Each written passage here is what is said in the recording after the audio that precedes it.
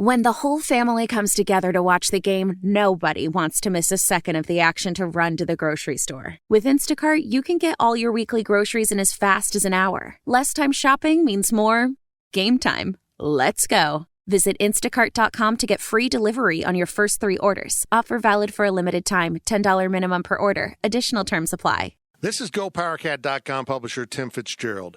Thank you for listening to this PowerCat podcast. Make sure you never miss an episode of the PowerCat podcast by subscribing on Apple Podcasts, Spotify, Stitcher, TuneIn, or your favorite podcast network. And if you enjoy this podcast, please consider becoming a subscriber to GoPowerCat.com. We cover the Wildcats like no one else, with our VIP customers enjoying one-of-a-kind coverage from our team of professional journalists.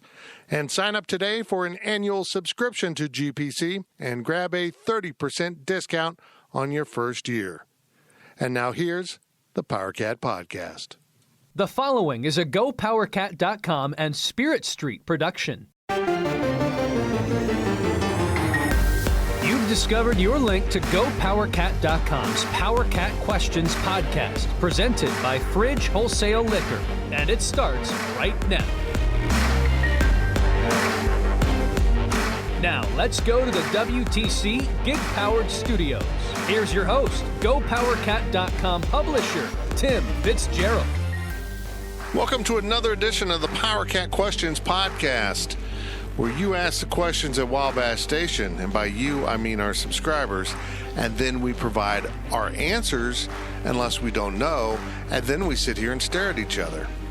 We do that often. I'm Tim Fitzgerald. That's Riley Gates. This is Zach Carlson.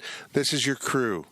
We're like a dance crew, but with words. You realize when you say, this is Riley Gates, that is Zach Carlson, it means nothing if I haven't spoken yet. That was Riley Gates. Zach Carlson's to my left, looking damn handsome. Thanks. I think the proper thing to say is, hello, ladies. Not wearing his rich man. Are you? Is it cold enough to start wearing your rich jacket yet?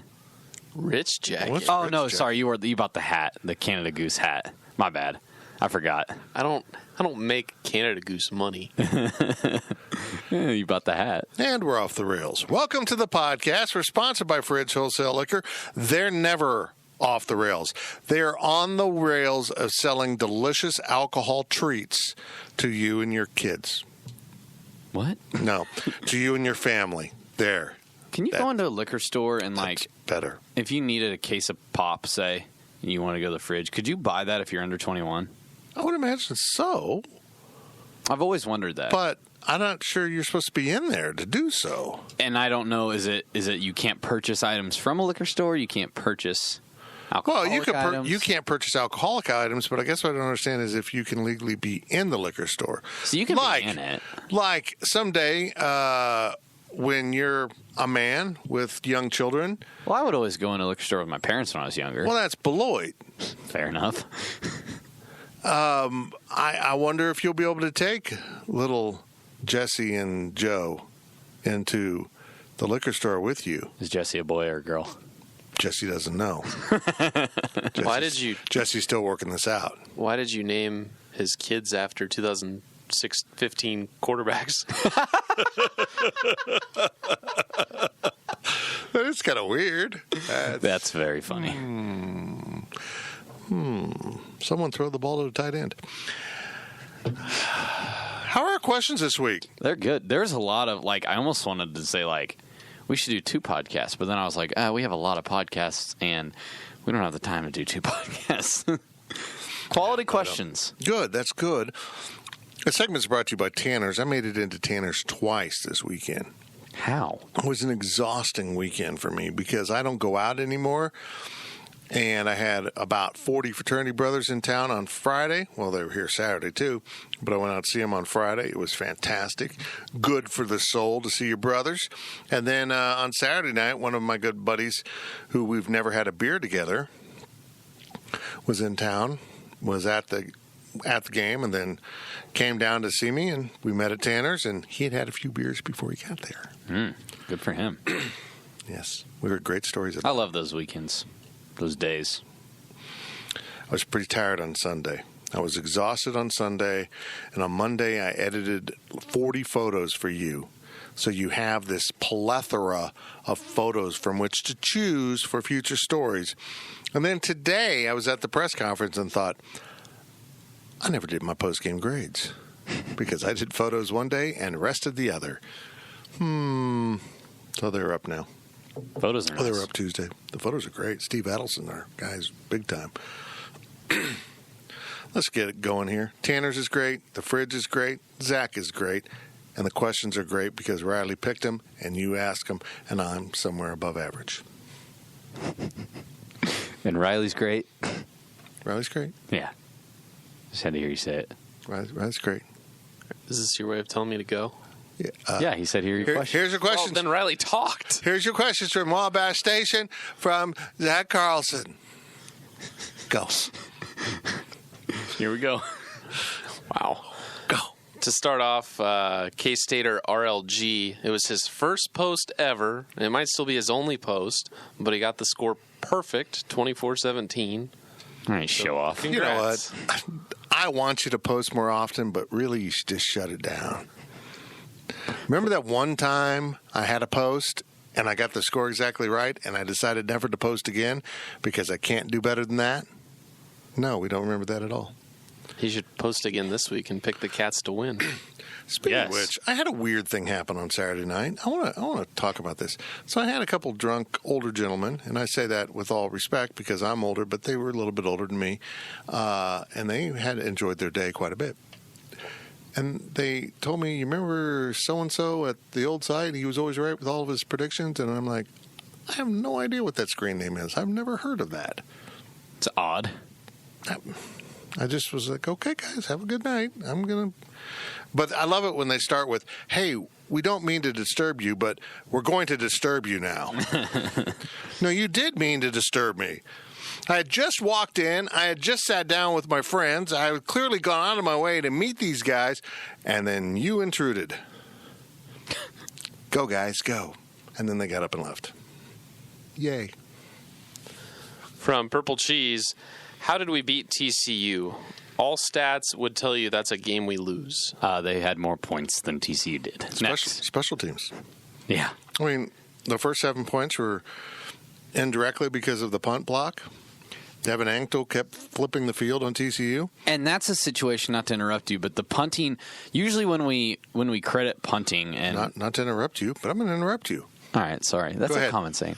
Go ahead. Usually when you give credit to a punter, it's almost like, man, he kept him in the game. Hey, he did some I know, things to keep we him lost, alive. but I felt like this was a situation where the punter was an equal. He contributed to the win rather than just he kept them alive. If that makes sense. Yeah, no, he kept. Yeah, TCU had 100 yards more in yardage, but I bet you go back and look. They needed that yardage to compensate for the field position that Anctil kept putting them in. Special teams is honestly, like, it's been really good this year.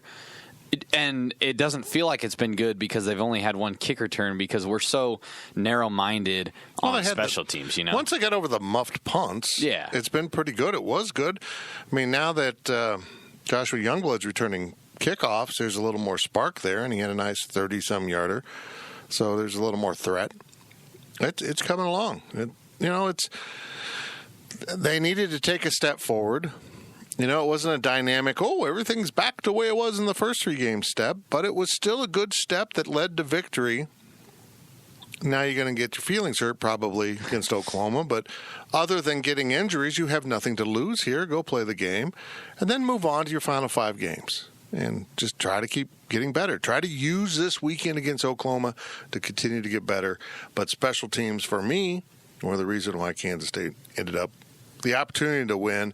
And plus, Gary Patterson said it was one play. They made the one play that decided the game, and that was Skylar Thompson's 61-yard run, because that then changed the tone, changed the momentum, and put K-State in a position to take the lead, and they did. From AZCat05, did the TCU game feel like a Snyder win in that it felt like we were physically dominated but somehow found a way? I've had so many people say, like, didn't that feel like an old Bill game?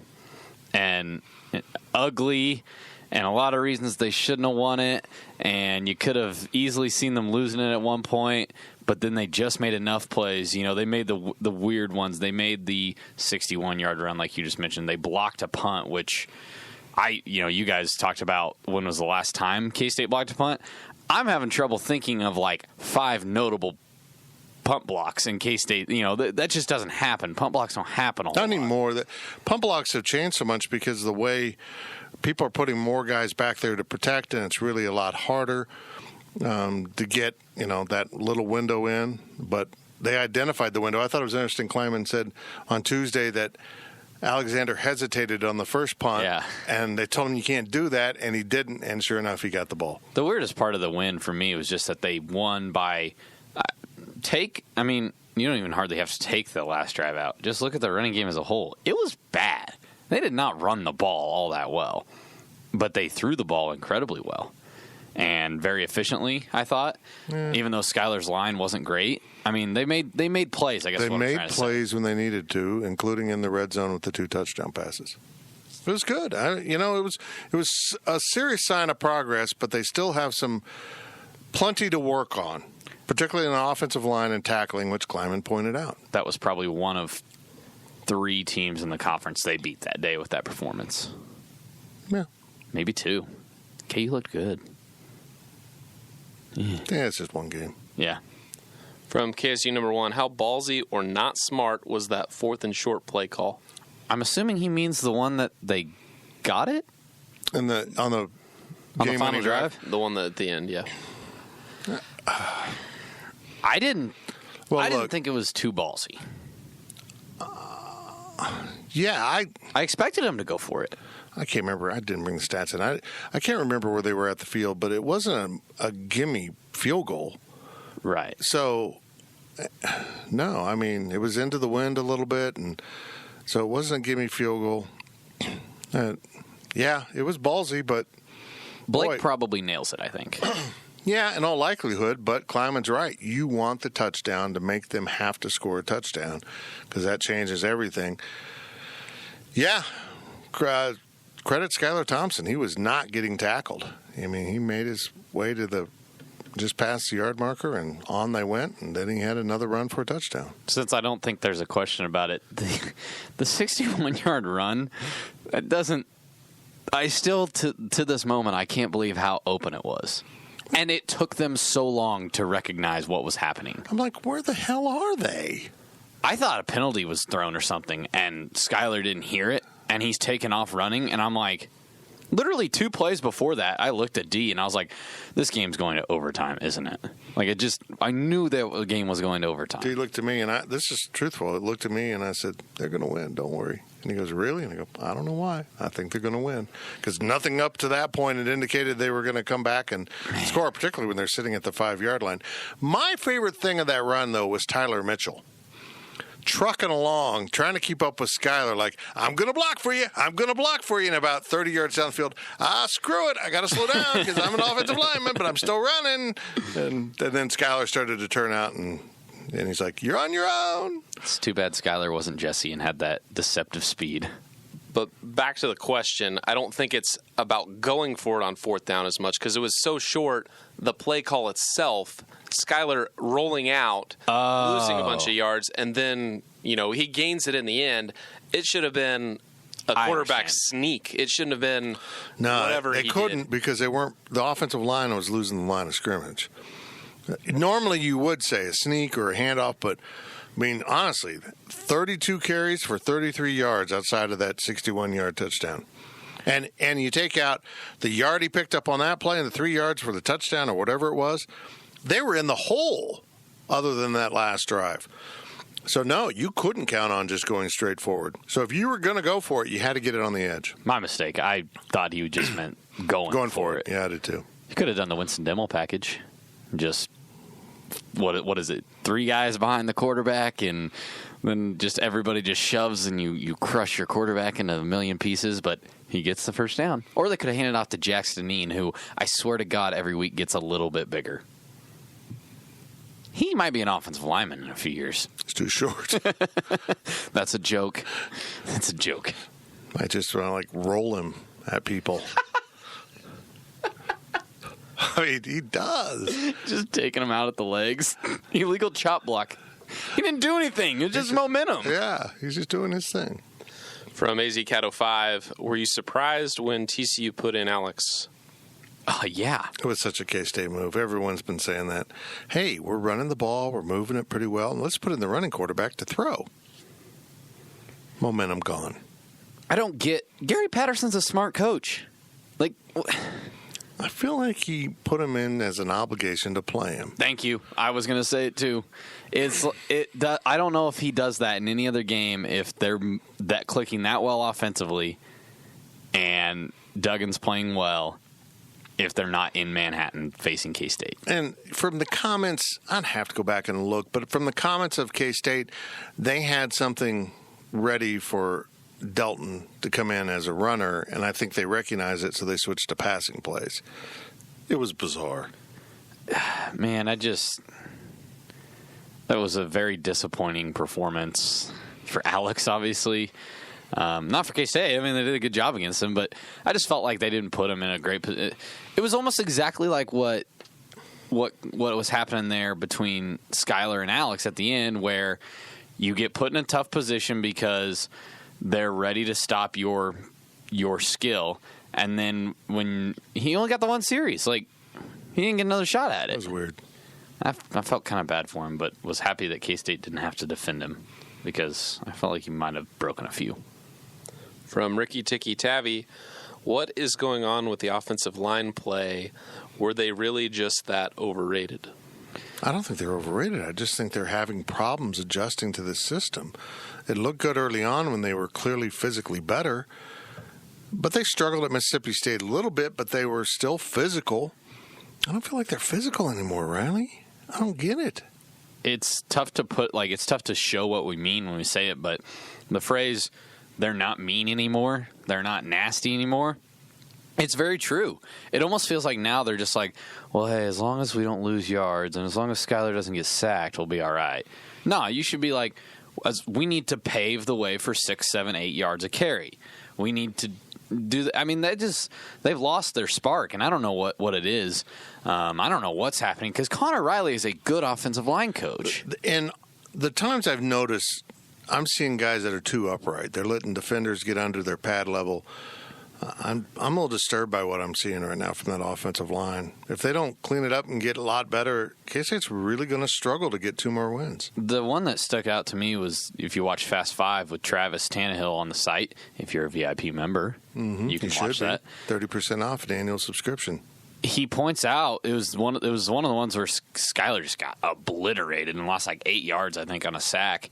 Scott France didn't even look like he saw the guy. He kind of made a half effort to get. It was an awful play by Scott because he didn't even get out there to block the guy or even lay a finger on him.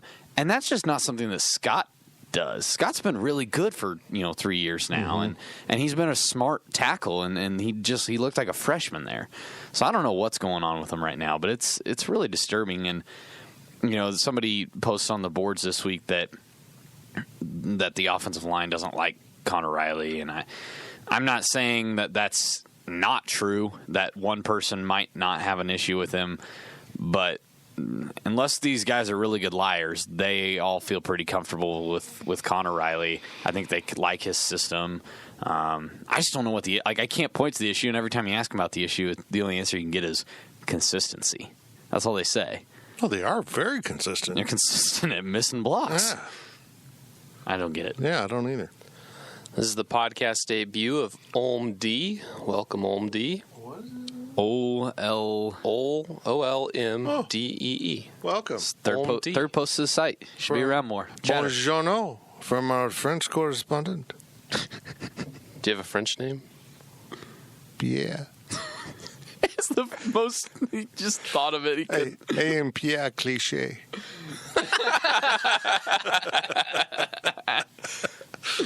Oh no. Olm D asks, before the season began, Connor Riley said it's not unusual for him to rotate 8 or 9 players in and out of a game. He occasionally puts Josh Rivas in, and in my opinion, we play better with Rivas. but he's the only substitution other than one game. Obviously, the starters aren't getting the job done, so why isn't he playing the others? Because the others are even worse. Yeah. And basically, Kleiman said that at the press conference today. He talked about trying to get guys more rest and maybe move Tyler Mitchell out to tackle for a play or two.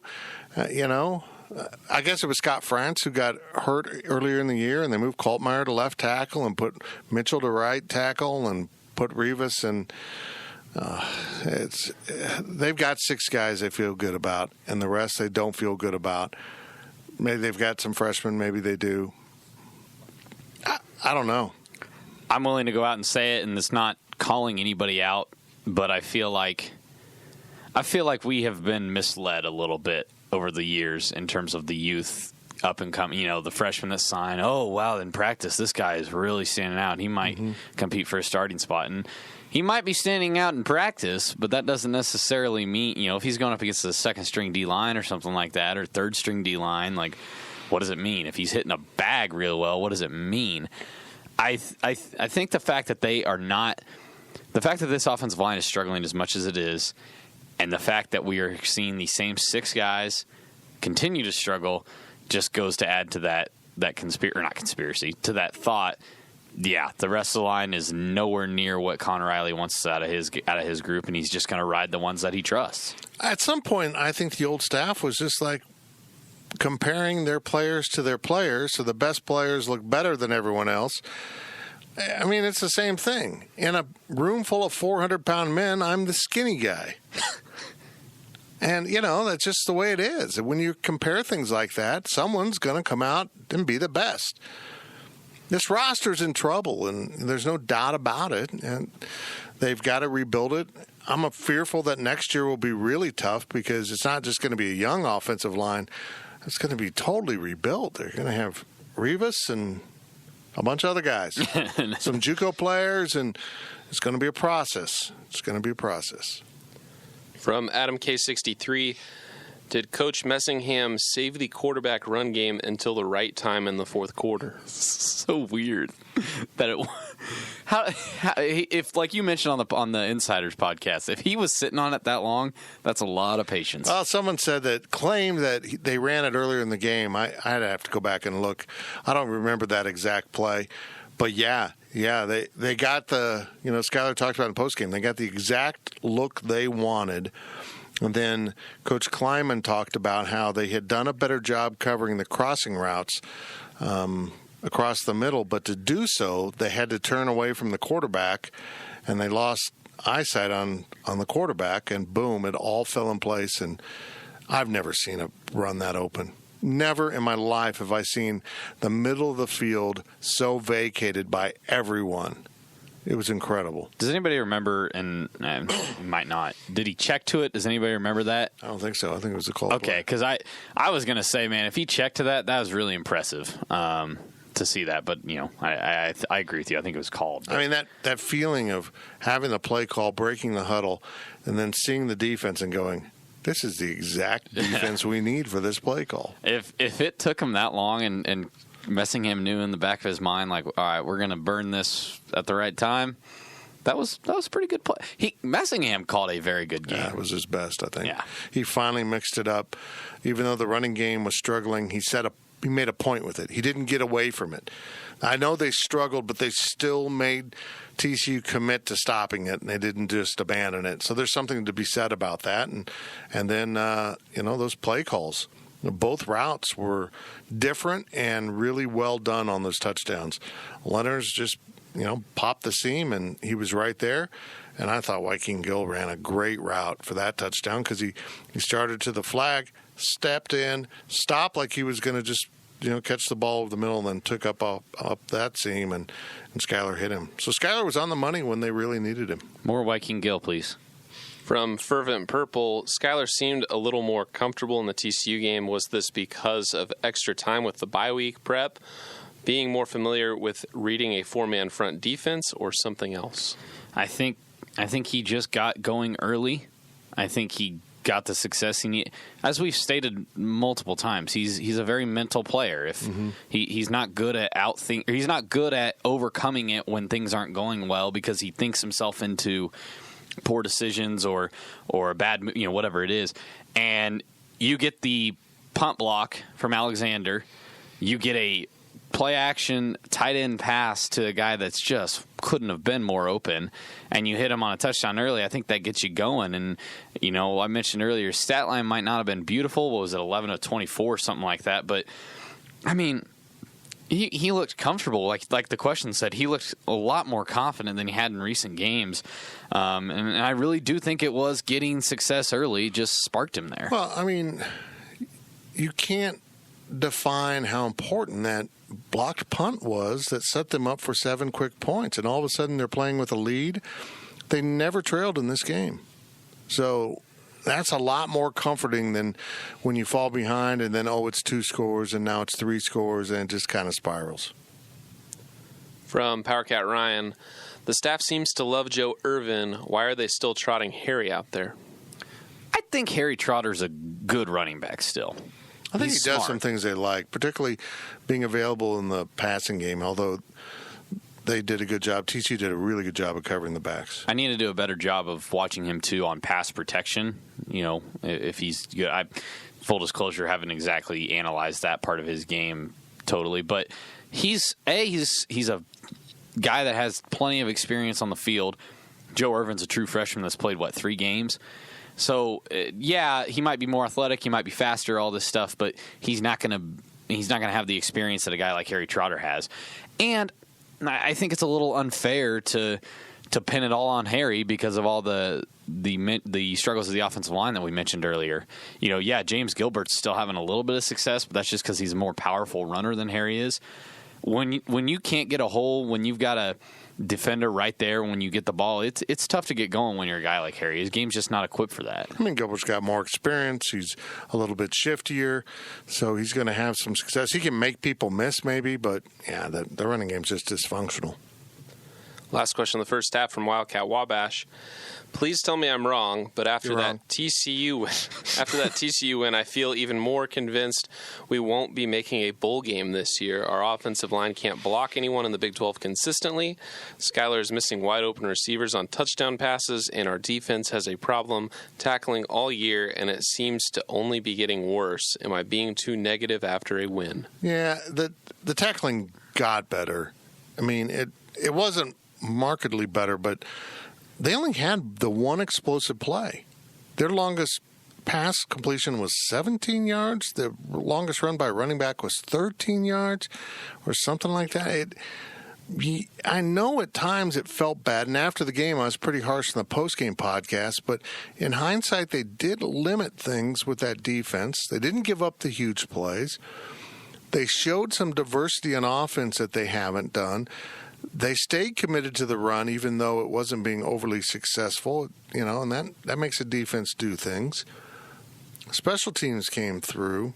I get your point, but keep this in mind, too.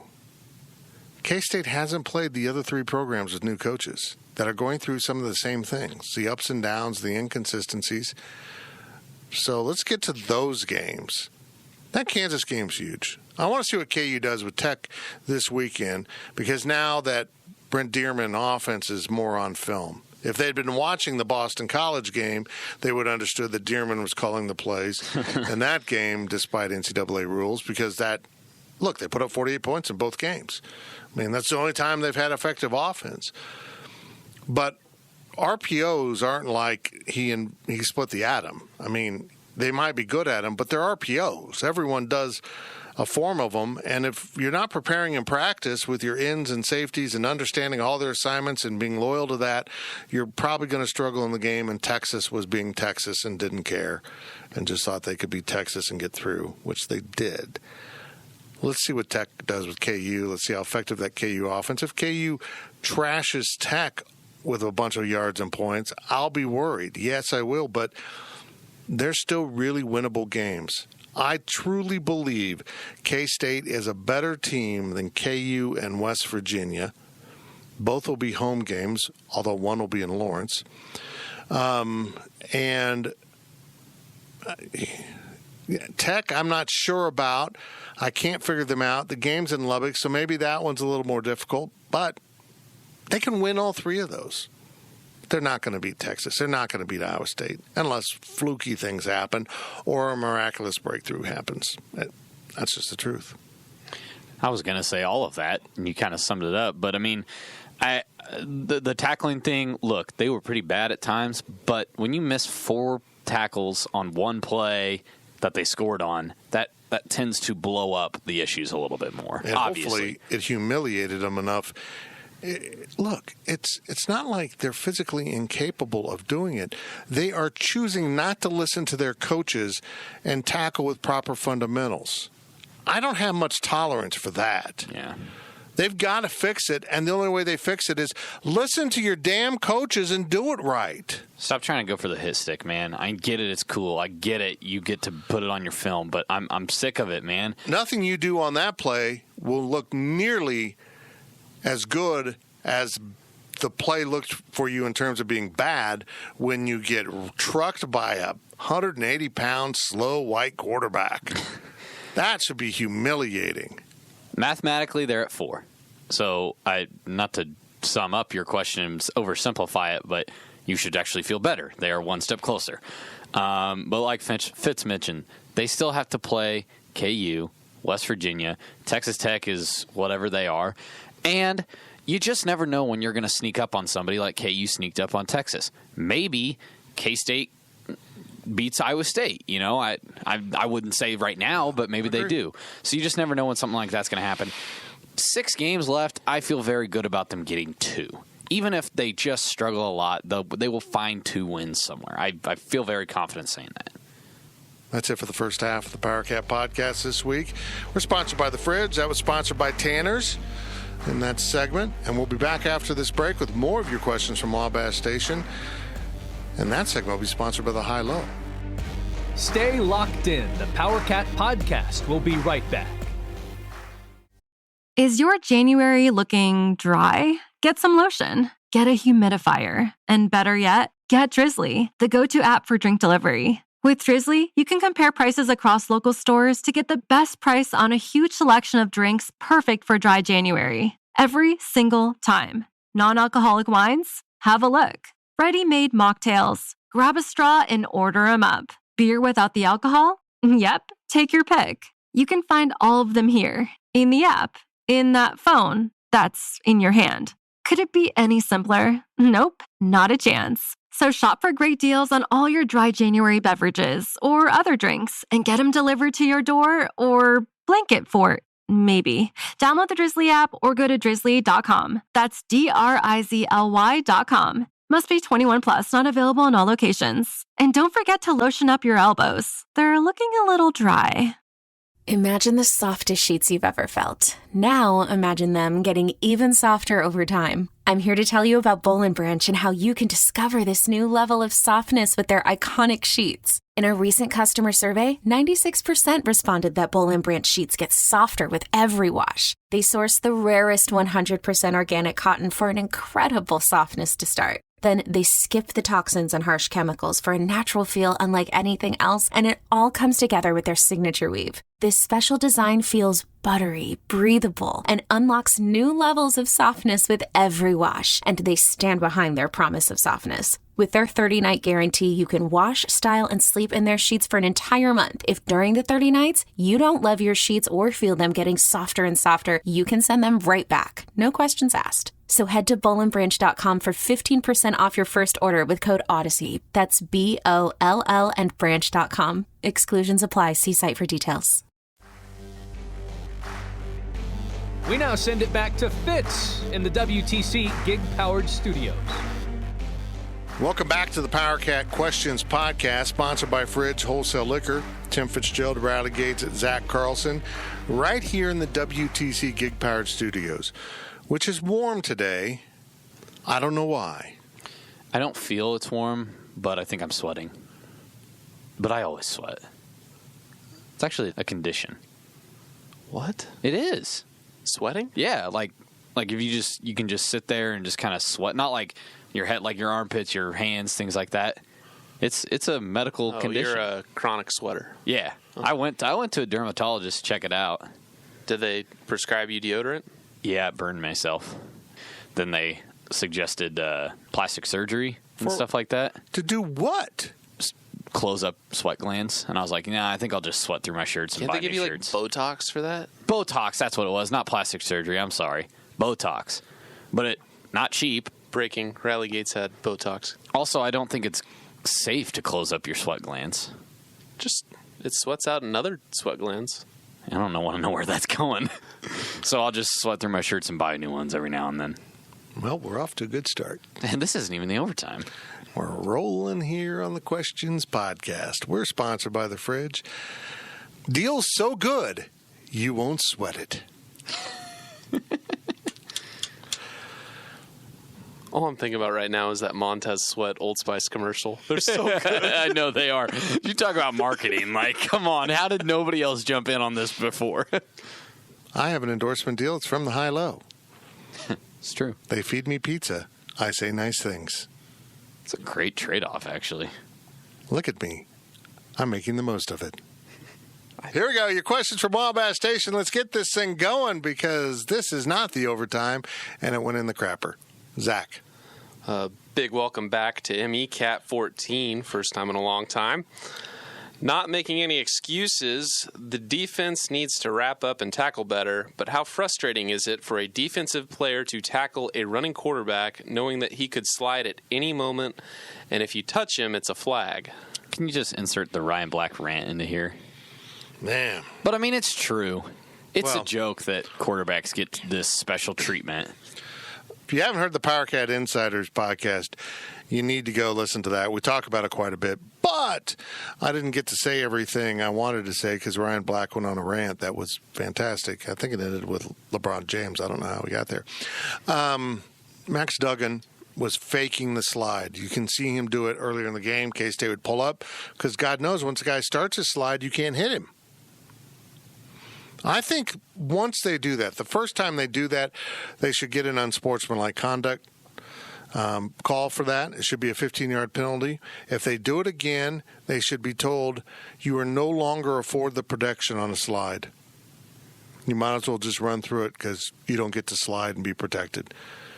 He was faking the slide to pick up extra yardage, and then when K-State got flagged, Elijah Sullivan launched into his tackle before the slide even started. Now, the question is helmet to helmet. I'm like, the laws of momentum pretty much override a lot of things if you're launched into the air before a guy even starts his defensive slide. I thought it was a bullcrap call. I thought it was bullcrap that he got away with faking slides, and that needs to be addressed by the conference and by college officials. If you're going to afford them the protection of sliding, they cannot fake a slide. Make that motion where they look like they're putting their legs out and then keep running. That should be a unsportsmanlike conduct because that is not very sportsmanlike. First off, Yeah. it wasn't head-to-head that they called, was it? No, it was just a late hit. It was unnecessary roughness or late hit or something like Yeah, that. that's all it was. So you can't even tell me that it was a head-to-head that they threw it for. They threw it because they thought he hit him after he'd given himself up. Look, I'm of the opinion when they started calling this rule, when they started protecting quarterbacks more in football, I was for it. I'm like, you know what? It's a position that they're going to be getting hit a lot. You don't want to be worn down. Obviously, in the NFL, there's money value to it, so you kind of need to protect the playmakers. But it's been so abused at this point that I'm ready to go the full opposite. You are on a football field. If you want to carry the ball, if you want the glory of scoring touchdowns, of whatever, you are no better than a running back, than a receiver, than a tight end. It's why do you need to be protected more at this point? I don't think the slide helps you. I think the slide makes you completely vulnerable to exactly what happened.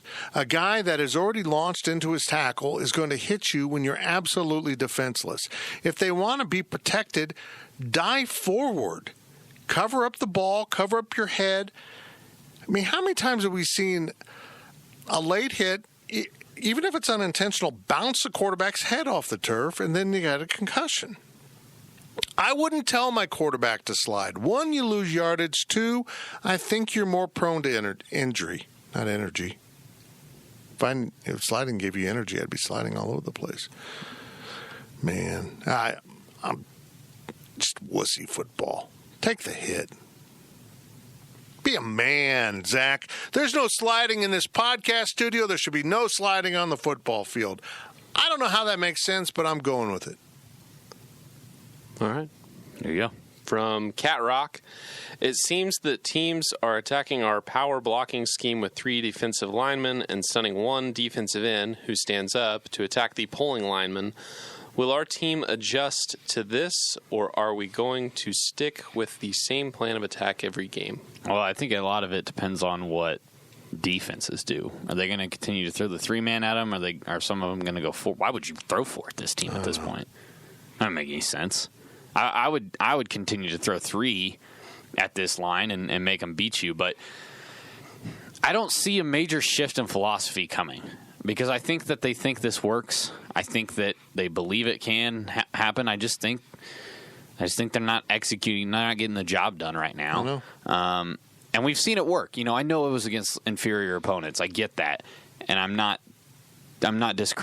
making that not a point, but it clearly worked against somebody, and I think it can work against everybody if you get your job done. But they're just getting their butts kicked right now. They are. From Adam K63, is Wayne Jones a little more hesitant in delivering a hit after his penalty at Mississippi State? No, Wayne Jones went for the big hit. Wayne Jones went to get the highlight hit, if you're talking about the breakaway play. But I haven't seen him do anything that makes me think, oh, he's afraid to hit because of that penalty. It's just one penalty. I wish they'd pop in some tape of old K-State safeties and say, this is how you do it, Wayne. These guys are legends. I think he's got talent. He does. He clearly has talent. They won't take him off the field. They've got a good third safety in Jonathan Alexander, and yet they tend to persist with Wayne Jones. He should have come off the field after that play, but he was out there the next possession. I don't get it. From Queso Cat, why do analysts continue to call Dalton Schoen a possession receiver? He is averaging 17 yards per catch on his career. By comparison, Tylan Wallace, who is one of the best big play receivers in the Big 12, is averaging 17.2 yards per catch this season. Okay. First off, it's a pretty interesting game to play to compare Dalton Schoen to Tylan Wallace. Yeah, because he doesn't have the explosive nature that a Tylan Wallace would. They might be averaging roughly the same numbers. Dalton Schoen, they're not on the same page right now in terms of numbers that they've been targeted. Dalton Schoen has 18 catches this year. Tylan Wallace has 45. Right. They throw the ball to him short, long, in, out. This is Dalton Schoen's whole career, though, is this stat. So we're going career to season. Well, that's not. Well, he typically doesn't have the foot speed to just flat out beat a corner. He's not I love Dalton, and I think he's a good receiver, but he's not a lethal receiving threat. No. He never has been. The only time he's ever gone on the big play routes where he's broken away big, was when he was in the slot as a sophomore, I think, and got wide open against Texas, got wide open against some non-con.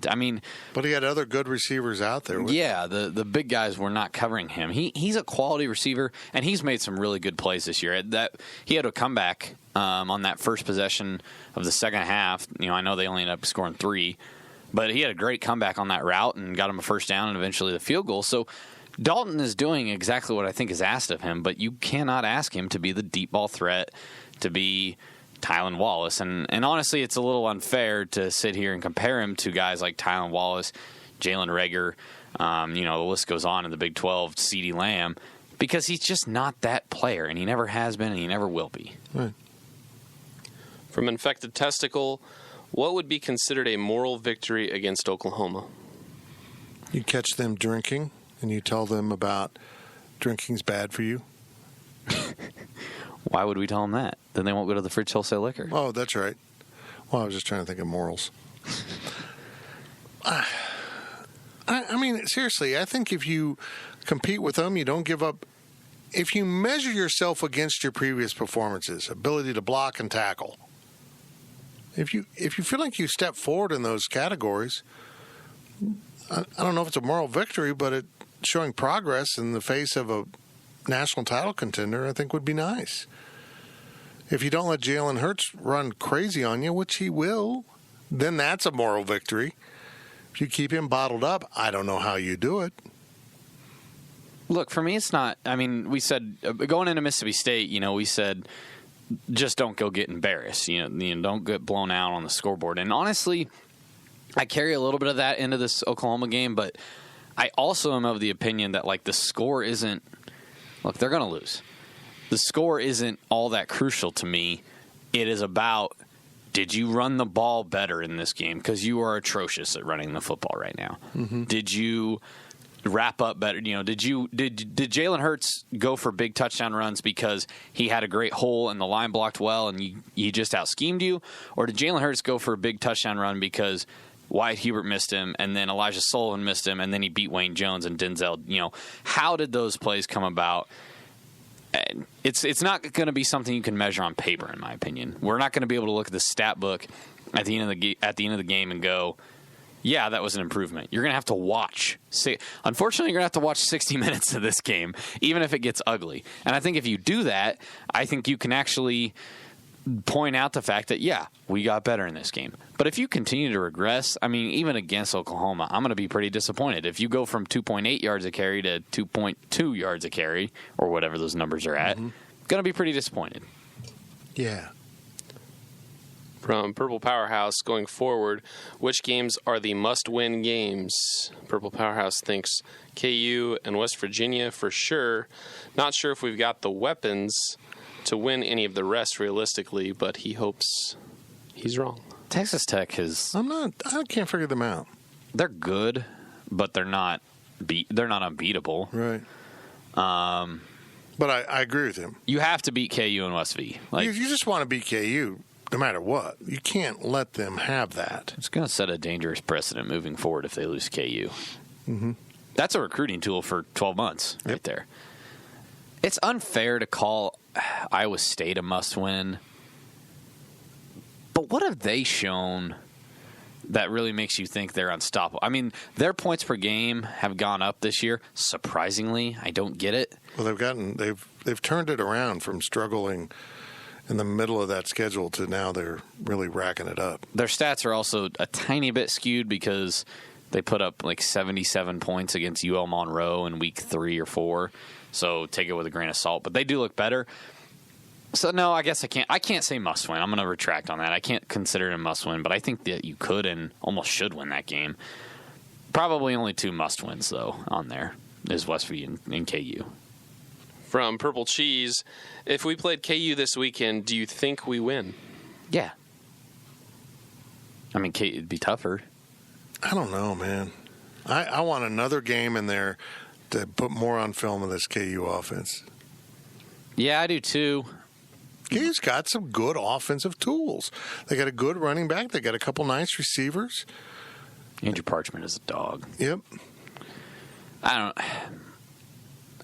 think that, yes, it's a little bit more touch and go now. It's a little bit more unsure, but I also didn't. Let's also take into account the fact that Texas was banged up, number one. They were very banged up on defense. Number two, and I think this has been mentioned before, they always do this. Texas doesn't take anybody seriously, and it doesn't matter if for 10 straight years they underestimated opponents. They're still going to do it every single game against an inferior opponent. So, look, I think a lot of Brent Dearman. I would really appreciate it if somebody would come pick him out of Lawrence, because I don't think that's good for K-State fans if Brent Dearman stays in Lawrence very long. I think he has the tools to get KU's offense back on track. But I'm also not looking at this team and going, wow, because they made a change at offensive coordinator, suddenly they have a strong defense, and suddenly Carter Stanley is a whiz. No, I think that they're being better utilized, but I don't think KU is still a better is still yet a better team. There we go. Than K-State. I just think K-State is in a little bit of a tough place, and I think they just need one dominant game to get back, and that could be KU, honestly. Mm-hmm. They gave up 50 points. I mean, yeah, they lost. They gave up 50 points. So there's stuff there. I just want to see them, if they can keep doing these things on offense once they get put on film. And they're not doing anything. The RPO has been around forever. I know he but... wrote the book on the RPO. He was at a school I didn't know existed. I didn't even know the school he was at because I thought he was at the Bethel in Kansas. He was at a Bethel in Kentucky. Who knew? I mean, he's a good offensive mind and a future Vanderbilt head coach. Write that down. When Derek Mason gets fired this year. Write that down. Look, like I said, the RPO, yes, it's a very amazing play. It's doing wonders for KU. It's doing wonders for a lot of people out there right now. But people have seen it. My God, it's been a thing. That's like when everybody acts like Oregon or somebody invented the Wildcat. Bill Snyder was doing the Wildcat in the 90s, but nobody knew. K-State's done a lot of run-pass option in the past. Yeah, it's a thing. He's pretty damn good at it. Once you show your tendencies, people can figure it out. From Emonica, I know we have bigger problems to worry about, and this may not be the most significant statistic, but is our NFL draft streak in jeopardy? I think it's flirting with it. Yeah, I agree. I had Scott France penciled down for a 3rd or 4th round pick this year, and now I'm at 7th to undrafted. Mm-hmm. And I don't see any other offensive linemen. Trey Deshawn is very good, but he just doesn't have the NFL defensive tackle body. Same for Jordan Middie. Reggie Walker's been a failure this year. And, yeah, Devin Anctil is probably your best shot, and nobody's going to draft a punter. They're going to pick him up as once in a while they do. If it's a bad punting team and they see someone with a live leg, they might take him late. I mean, honestly, man, that is your best shot right now. And I love Devin, and I think he will be a great NFL punter. But I'm just talking as trying to put on my NFL GM hat here. I'm looking at the draft and I'm saying, all right, I'm going to wait until the 6th round at best to take him because I don't need a punter that bad, and I can go find one that's almost that good in the undrafted pool, and I'll roll my dice and hopefully get him as an undrafted free agent. It's going to be interesting. The saving grace, Jordan Brown comes back for the last half of the season and breaks out into stardom and gets drafted. I mean, I don't know. James Gilbert's not going to be drafted, I guess. Not fast enough. Not big enough, not fast enough. And it's in danger. Yikes. Watch it be somebody that wasn't even mentioned just now. You know what? If he goes to the combine or he tests well for teams coming in, DeQuan Patton, despite results on the field, has the physical tools that I can see an NFL team going, we want him. Man. You can go back through the guys that got a shot because they had physical tools, and then they kind of got over the hump once they got to the league. I mean, Emmanuel Lemure. Yeah. Kevin Huntley at defensive end. He had his moments at K-State, but he played for a few years because he was a beast. And I guess you can throw in the fact that Tavon Rooks was the one that extended it in 2014, and he wasn't even the best offensive lineman on that team that was in the NFL. Still baffles me. The streak should have been dead in 2014 because Tavon Rooks should not have been drafted. Then the Bryce Brown year also helps. Yeah. They need to asterisk that. I'm sorry. That's crap. Sorry. It was his last college. It counted. He quit. It counted. He literally walked out on the team, and now they use him as a poster child. It all counts. A couple basketball questions to wrap up the podcast from AZCat05. Are the Cats deserving of a 9th place preseason Big 12 ranking? Would you like to go before I rant a little bit? I don't know what else I would. I mean, I probably wouldn't pick them 9th, but I think some people out there have unrealistic expectations for this team. I think success is being in the middle of the conference this year. You get to 5-6, means you're on the bubble of the tournament. I think that's a good season for what they have and how they're kind of rebuilding. It's just a reality.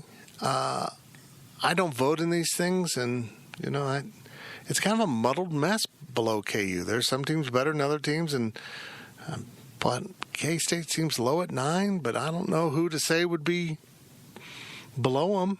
I would put teams below them, but go, Riley. Kansas State doesn't even return 30 points per game. Yeah. They lost 38.5 points per game off of a team that put up 65.8 points per game. It's not all about scoring, especially at Kansas State, but you have to put up points, obviously. Well, they got by with low scoring because their defense was so good.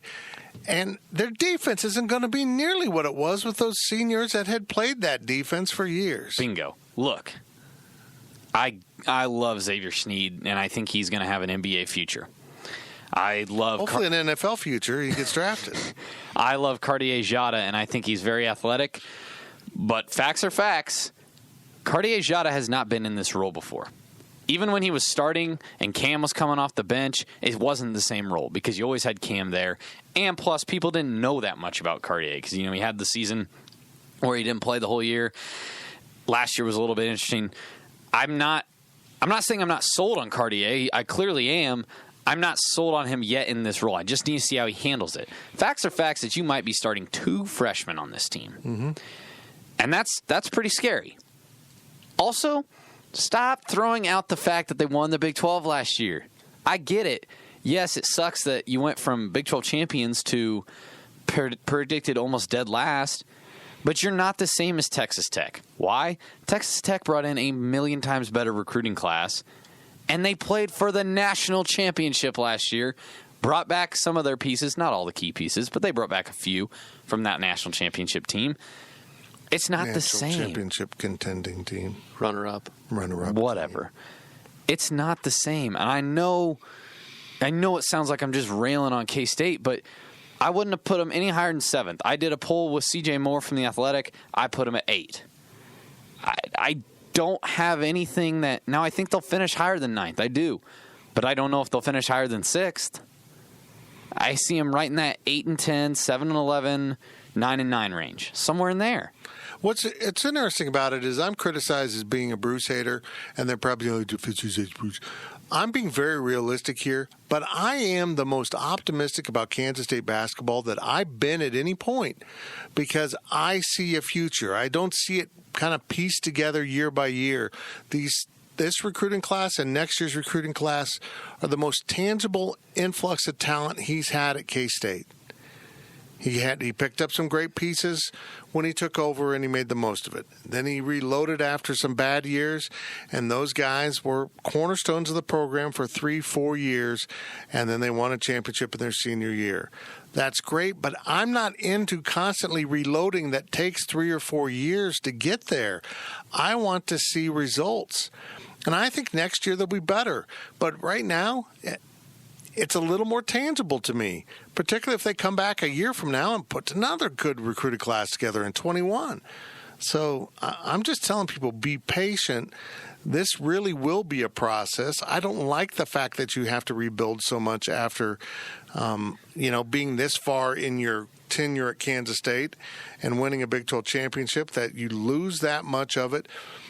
But it's the reality. Show some patience. Don't get over hyped about your expectations. And I don't think they're a 9th place team. Bruce is too good of an X's and O's coach.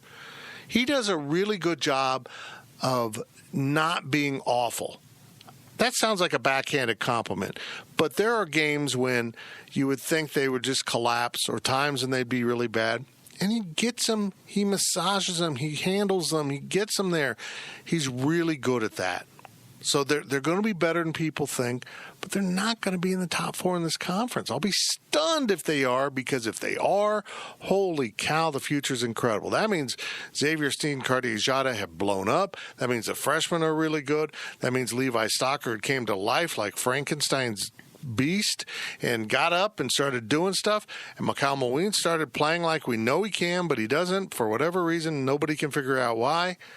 That means a lot of things went right if they turned out to be a top 3 or 4 team in this conference. You're setting yourself up for disappointment, and you're setting Bruce Weber up to be criticized heavily if you anticipate this team being 3rd or 4th in the Big 12 this year. Because that would require 12 wins, 13 wins, maybe 12 or 11 wins. And I'm not saying they can't get there. I'm just saying I don't expect them to be there easily. So when they go to Ames and lose, or when they welcome in Baylor and lose in Manhattan, then you're going to overly criticize. What the hell? We were supposed to be the 4th best team in the conference this year.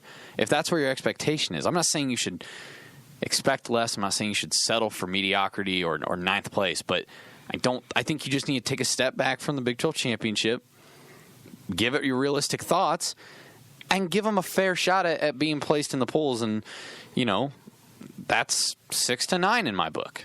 That's just my opinion. Last question of the podcast from KSU number 1. What is the non-conference men's game that is a must-win for tournament purposes? See, it's not the how often have they won a game? Excuse me.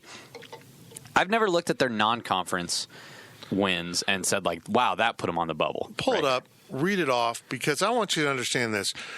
Bruce Weber's been very realistic about this. He knows this is a retooling year. This non-conference schedule does not put them in a position to be in the NCAA tournament. They're not going to get those wins with this schedule unless someone really blows up and it's better than what anyone imagined. That means they're going to have to really, really do well in the Big 12, and we just said we don't see that happening. I don't think this is an NCAA tournament team, even at 500 in the Big 12, because I don't think they're going to have the resume to get in unless they knock off Kansas and do some miraculous things. Because below Kansas, are there any high-value wins in the Big 12 this year, Riley? If Baylor meets expectations, maybe. Maybe, but not like you're going to get a huge boost out of it. Maybe they go on such a surge and run, you catch them when they're number one, like K-State did with Oklahoma a few years ago, and you knock them off, and it looks better at the time than it really turns out to be. They've got one game on their non-conference schedule. Maybe, I don't know enough about UNLV right now. Sorry. So North Dakota State, Summit League champs, but nah. Okay. At UNLV, Monmouth, Arkansas Pine Bluff. It's Monmouth. Then you've got your Fort Myers tip-off tournament. So you've got Pitt in the first round, and Pitt's still in this rebuilding with Jeff Capel. They're not quite there yet. We'll get there. Bradley and Northwestern is the other two teams that you'll play one of them. Yikes. Florida A&M. Marquette is a good game. If you can get Marquette, that'll help you because I believe they still have Marcus Howard, and that guy's an animal. So if you get Marquette, that would be a big boost. Alabama State. Mississippi State, not a good basketball team. St. Louis, not a good football team either.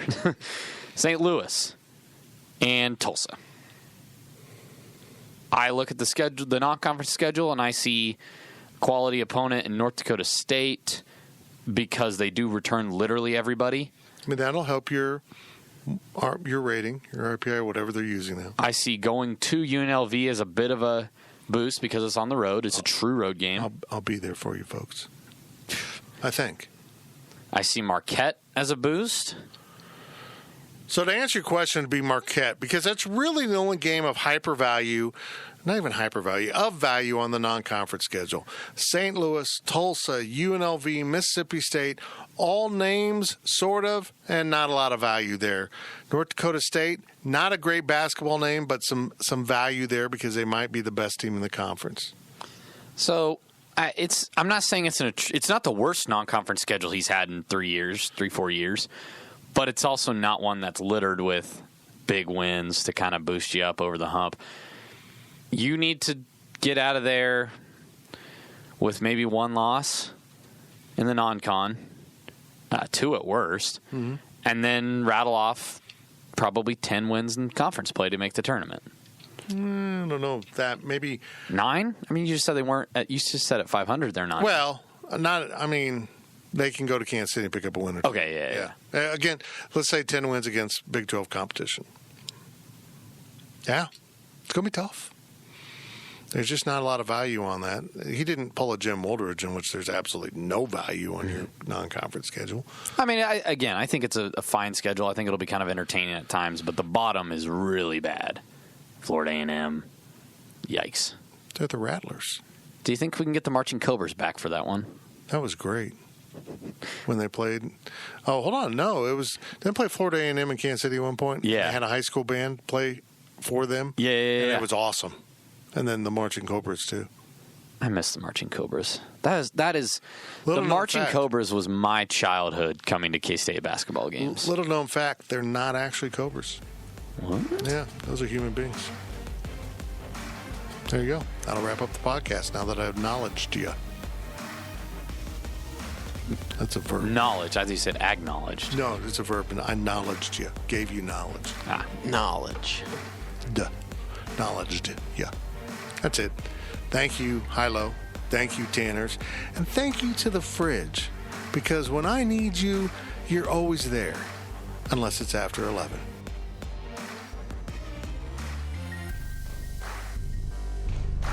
You've been listening to the Power Cat Questions podcast, presented by Fridge Wholesale Liquor. Power Cat Podcast. All rights reserved. GoPowerCat.com and Spirit Street Publishing. With Blue Link Plus, you can access your Hyundai Tucson Limited remotely. Doors unlocked, temperature set, lost car found. There it is. Get complimentary class-leading Blue Link Plus. Call 562-314-4603 for complete details.